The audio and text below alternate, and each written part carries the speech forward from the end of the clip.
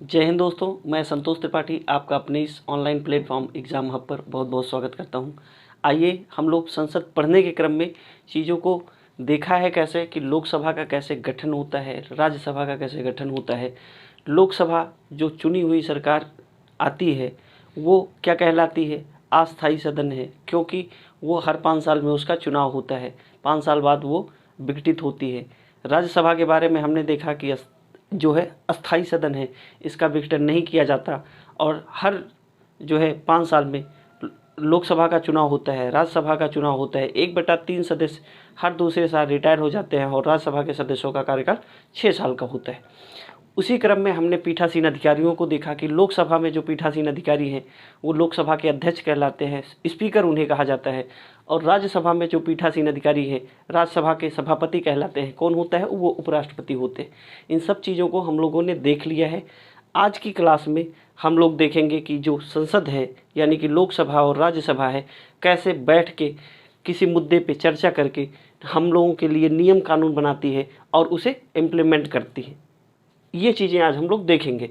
उसमें हम देखेंगे कि जो बिल होता है वो कैसे एक्ट बनता है और कौन कौन से बिल हैं, उसके जो महत्वपूर्ण आर्टिकल हैं वो एग्ज़ाम में आपके पूछे जाते हैं।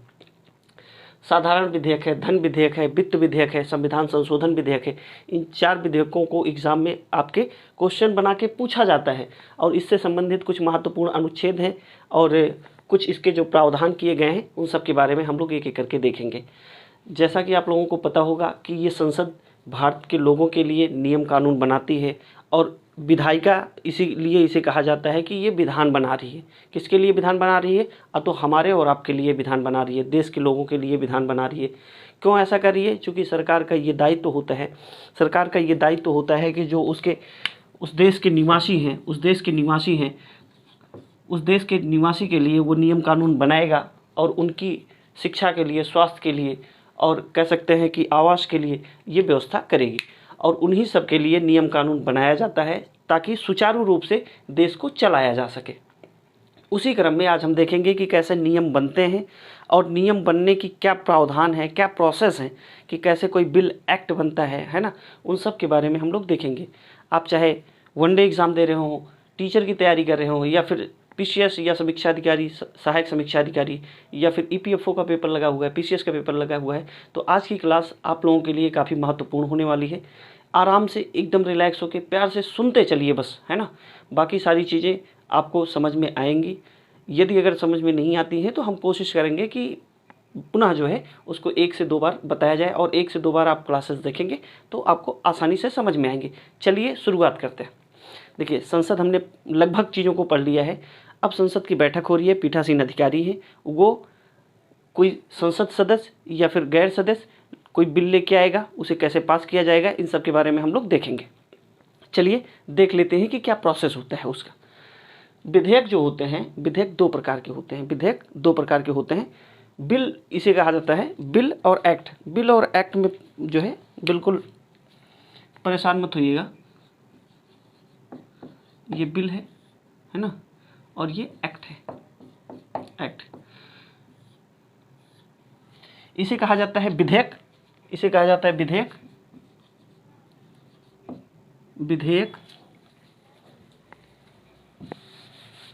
इसे कहा जाता है विधेयक।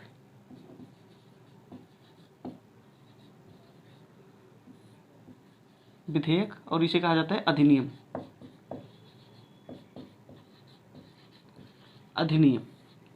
कोई बिल जो है या विधेयक जो है, अधिनियम कब बनता है? जब लोकसभा से पास होकर राज्यसभा में आए और राज्यसभा से जो है अप्रूवल होने के बाद फिर राष्ट्रपति महोदय जब उस पर सिग्नेचर कर देते हैं तब वो कानून बन जाता है और उसी को कहा जाता है अधिनियम कहा जाता है। जैसे वन्यजीव संरक्षण अधिनियम 1972, वन संरक्षण अधिनियम 1980, पर्यावरण संरक्षण अधिनियम 1986। उसके बाद दहेज प्रतिषेध विधेयक जो आया था 1961 में, पहली बार आया था संयुक्त अधिवेशन पे। तो उन सब के बारे में हम लोग देखेंगे। एकदम क्लियर रखिएगा, बिल जो है विधेयक कहलाता है, एक्ट अधिनियम कहलाता है। चलिए अब हम देखेंगे कि जो विधेयक है कौन लेके आएगा। तो सरकारी विधेयक होता है और गैर सरकारी विधेयक होता है। 2 प्रकार के विधेयक होते हैं, सरकारी विधेयक, गैर सरकारी विधेयक।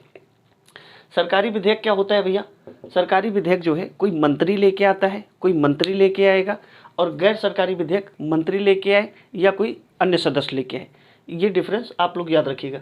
सरकारी विधेयक का सदन में पास होना अनिवार्य होता है, नहीं तो सरकार गिर सकती है। और गैर सरकारी विधेयक का जरूरी नहीं है कि पास हो, है ना, क्योंकि ये गैर सरकारी विधेयक जो है किसी सदस्य के द्वारा लाया जा रहा है, मंत्री के द्वारा नहीं लाया जा रहा है, तो ज़रूरी नहीं है कि ये ना पास हो तो सरकार गिर जाएगी। सरकारी विधेयक में सरकार की नीतियों का पता चलता है, सरकार की जो जनता के प्रति रिस्पॉन्सिबिलिटी है उसके बारे में पता चलता है कि सरकार आखिर करना क्या चाह रही है जनता के बारे में। गैर सरकारी विधेयक से जो विपक्ष है, विपक्ष के जो है नीतियों के बारे में पता चलता है, विपक्ष की मनोदशा के बारे में पता चलता है और विपक्ष के कह सकते हैं कि भाव के बारे में पता चल सकता है कि कैसे वो एक दूसरे से समन्वय बना के कानून बनाना चाह रही है या फिर बिगाड़ना चाह रही है। चलिए, इतनी 2-3 चीज़ें इसमें याद रखिएगा। अब हम देखेंगे कि विधेयक जो है विधेयक की 4 श्रेणियाँ है ना, 4 श्रेणियों में विधेयक को वर्गीकरण किया गया है। कौन कौन से विधेयक है? साधारण विधेयक है, धन विधेयक है, वित्त विधेयक है और संविधान संशोधन विधेयक है। हम चारों को पढ़ेंगे। अब ये कैसे संसद में पास होता है और नियम कानून बनता है, इसी के बारे में हम लोग देखेंगे। साधारण विधेयक, धन विधेयक, वित्त विधेयक और संविधान संशोधन विधेयक, इसमें 3 अनुच्छेद आपको याद रख लेने हैं। साधारण विधेयक हम देखेंगे विस्तार से, फिर धन विधेयक देखेंगे, फिर वित्त विधेयक देखेंगे और फिर संविधान संशोधन विधेयक देखेंगे। इसमें अनुच्छेद आपको देख लेना है। धन विधेयक 110 और वित्त विधेयक 112, संविधान संशोधन जो है वो 368 के तहत। ये 3 चीज़ें आपको याद रखनी है अनुच्छेदों में। अब हम आ जाते हैं पहले साधारण विधेयक पे। मान लेते हैं 2 सदन है, लोकसभा और राज्यसभा,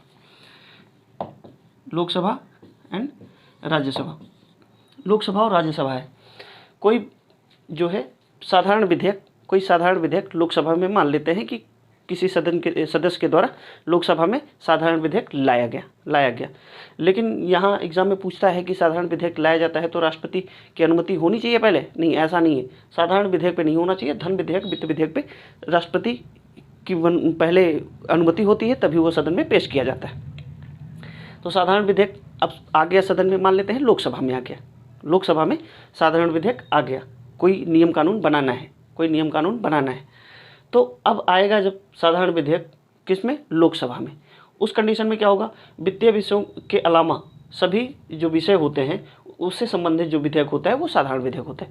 मतलब कह सकते हैं कि करारोपण हो गया या कर का उत्साधन हो गया, या फिर कह सकते हैं कोई नया कर लगाना हुआ, उससे बियॉन्ड वो सब किस में आएगा? वो धन विधेयक में आएगा।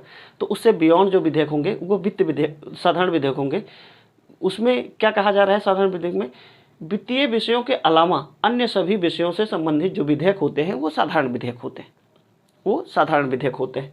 अच्छा, साधारण विधेयक सदन में आएगा तो 5 चरणों से होकर उसे गुजरना पड़ता है।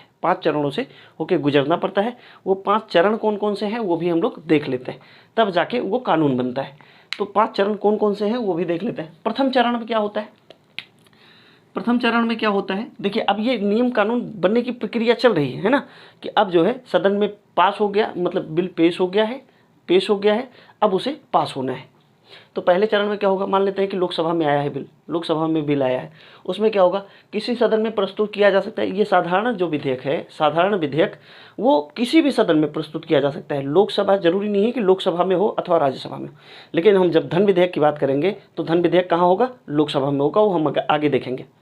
तो साधारण विधेयक जो है वो किसी भी सदन में प्रस्तुत किए जा सकते हैं। मंत्री या किसी सदस्य द्वारा इसे प्रस्तुत किया जाता है। पहले पाठन में, इसमें 5 जो है स्टेप होता है। पहले पाठन में पेश किया जाता है। दूसरे में क्या होता है? जिस सदन में पेश हुआ है उस सदन में द्वितीय पाठन में क्या होता है? इस जो विधेयक है इस पे समीक्षा होगी, सारे सदस्य बैठ के समीक्षा करेंगे, चर्चा होगी, है ना, कि क्या ये जनता के हित में है अथवा तो नहीं है, या कह सकते हैं कि कितना रिस्पॉन्सिबल होगा ये जो बिल है वो अगर कानून बनाया जाएगा, तो इस पे विस्तार से चर्चा होती है। तृतीय पाठन में क्या होता है? चर्चा होने के बाद इसे स्वीकृति दे दी जाती है अथवा अस्वीकृत कर दिया जाता है। जो अधिकारी हैं, पीठासीन अधिकारी, या तो इसे स्वीकृति दे देते हैं या अस्वीकृत कर देते हैं। अब जब स्वीकृति दे देते हैं तब क्या होगा? तो अगले सदन में जाएगा। ये पहले सदन में है, मान लेते हैं कि लोकसभा में आए, तो लोकसभा में ये 3 प्रक्रियाएं चली, पहला पाठन, द्वितीय पाठन और तृतीय पाठन। ये तीनों पाठन होने के बाद जब स्वीकृति मिल जाती है तो अब ये जाएगा राज्यसभा में। अब ये जाएगा राज्यसभा में। राज्यसभा में क्या होगा वो भी देख लेते हैं हम लोग। दूसरे सदन में जब ये जाएगा तो वहाँ क्या होगा, या तो जो राज्यसभा के सदस्य हैं या तो उसे पास करेंगे, या तो 6 महीने के तक रोक के रखेंगे, या तो 6 महीने तक रोक के रखेंगे। एग्जाम में क्वेश्चन पूछा गया कि साधारण विधेयक राज्यसभा कितने दिन तक रोक सकती है, तो 6 महीने तक। कितने महीने तक? 6 माह तक साधारण विधेयक पर जो राज्यसभा है उसे रोक कर रख सकती है। अच्छा, स्वीकृति दे देगी तब क्या होगा, तो फिर राष्ट्रपति महोदय के पास चला जाएगा और राष्ट्रपति महोदय उस पर सिग्नेचर कर देंगे, वो कानून बन जाएगा। अगर अस्वीकृत कर दिया तो उस कंडीशन में क्या होगा कि फिर से ये पुनः लोकसभा में जाएगा, अगर अस्वीकृत कर दिया। या फिर एक कंडीशन और होती है कि मान लेते हैं कि राज्यसभा कुछ, जैसे एक बिल है उस पर कुछ मुद्दों पे सहमत नहीं है और उसमें संशोधन करके वापस लोकसभा को भेजती है और लोकसभा को मंजूर नहीं है वो, कि राज्यसभा उसमें छेड़खानी कर रही है, लोकसभा को मंजूर नहीं है, और उसके बाद फिर लोकसभा बिना संशोधन किए फिर से राज्यसभा में अगर भेजती है, तो अब क्या होगा, और अब भी अगर बात नहीं बनी तब उस कंडीशन में क्या होगा, संयुक्त अधिवेशन बुलाया जाएगा। जब दोनों के टकराव होते हैं, जब दोनों में विचारों में वैमनस्यता होती है, तब उस कंडीशन में संयुक्त अधिवेशन बुलाया जाता है। हमने क्या देखा कि पहले सदन में 3 पाठन, पहले पाठन में पेश होगा, दूसरे पाठन में चर्चा होगी, तीसरे पाठन में उस पर विस्तार से चर्चा और उसकी स्वीकृति होगी। उसके बाद राज्यसभा में जाएगा, राज्यसभा उसे स्वीकृति दे सकता है, स्वीकृति देगा तो राष्ट्रपति सिग्नेचर करेंगे, कानून बन जाएगा। राज्यसभा अगर स्वीकृति नहीं दे सकती, अधिकतम कितने दिन तक रोक सकती है, 6 माह तक, 6 महीने तक अधिकतम साधारण विधेयक को रोक सकती है। तीसरी कंडीशन होती है अगर उसमें हेरफेर करके लोकसभा को वापस भेजती है और लोकसभा उसे मंजूर ना करती है, तो उस कंडीशन में होगा कि संयुक्त अधिवेशन बुलाया जाएगा। 3 कंडीशन। जब संयुक्त अधिवेशन बुलाया जाएगा तो उसमें क्या प्रावधान किए गए हैं वो भी हम लोग देख लेते हैं। संयुक्त अधिवेशन में क्या होता है, पूछा गया एग्जाम में, संयुक्त अधिवेशन कब बुलाया जाता है भैया, जब लोकसभा और राज्यसभा किसी बिल पर एक मत ना हो, टकराव की स्थिति हो, ऐसी कंडीशन में राष्ट्रपति महोदय संयुक्त अधिवेशन बुलाते हैं। वो किस अनुच्छेद के तहत बुलाते हैं वो भी पूछा गया एग्जाम में। तो वो जो है अनुच्छेद क्या है, 108 के तहत राष्ट्रपति महोदय लोकसभा और राज्यसभा को बुलाते हैं कि आइए भैया बैठ के जो भी मतभेद है उसको सॉल्व किया जाए, कानून बनाना जरूरी है, बनाया जाए।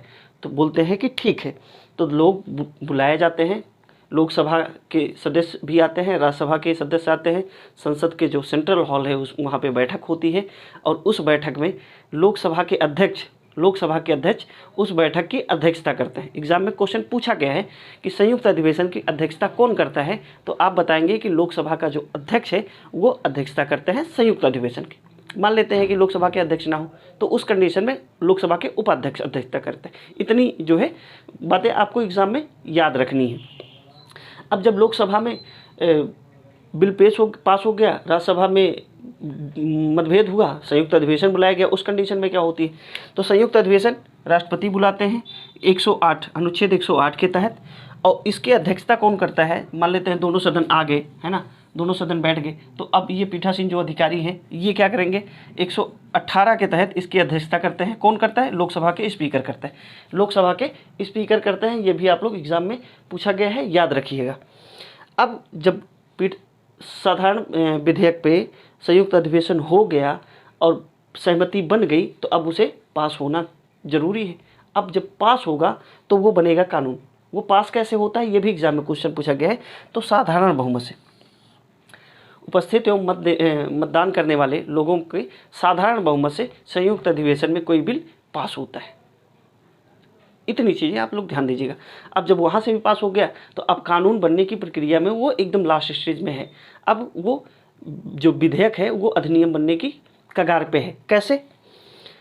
अच्छा, एक चीज़ और पूछा गया है, ये जो संयुक्त अधिवेशन का प्रावधान किया गया है ये कभी पूछा गया है, मतलब कभी हुआ है संयुक्त अधिवेशन, बुलाया गया है? तो कहा जाता है कि हाँ बुलाया गया है। कब बुलाया गया है भैया? तो 3 बार, अभी तक देश की आज़ादी के बाद 3 बार बुलाया गया है संयुक्त अधिवेशन। कब कब बुलाया गया है, एग्जाम में ये भी क्वेश्चन पूछा गया।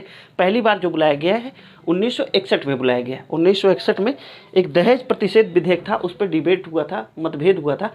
उस कंडीशन में पहली बार जो है संयुक्त अधिवेशन बुलाया गया था, प्रथम बार, है ना। प्रथम बार कब बुलाया गया था? 1961 में। दूसरी बार पेकिंग सेवा आयोग 1978 में बुलाया गया था। पोटा एक्ट 2002 में बुलाया गया था।